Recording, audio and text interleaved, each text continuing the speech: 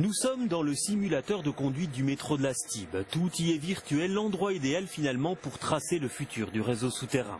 Ces accès seront contrôlés, c'est une certitude. L'installation des portiques dans toutes les stations de métro devrait être terminée à la fin de l'année 2010.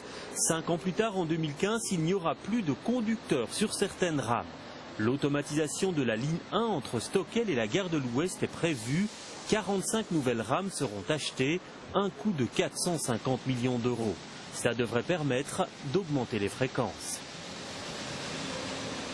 Mais le plus grand avantage, c'est notre capacité d'injecter les trains à tout moment en fonction des besoins. Donc si tout d'un coup il y a beaucoup besoin de beaucoup de trains, on peut, depuis le dispatching central, les faire monter sur la ligne. Ça, c'est le grand atout, donc la fiabilité et l'injection de capacités supplémentaires.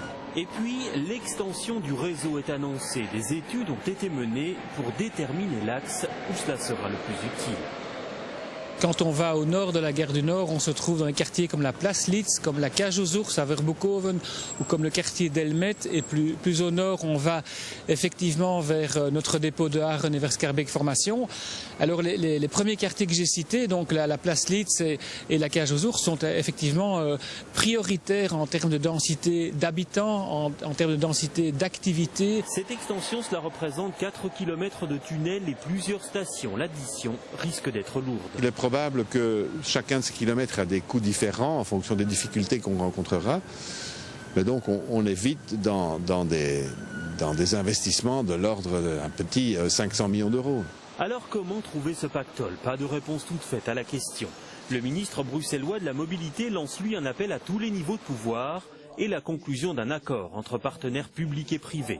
Optimiste, il annonce la fin de ses travaux d'extension en 2017, mais aussi ceux de la prolongation du métro vers Uccle. Plus prudente, la Stib table sur 2020, rien que pour le tronçon vers Schaerbeek Formation.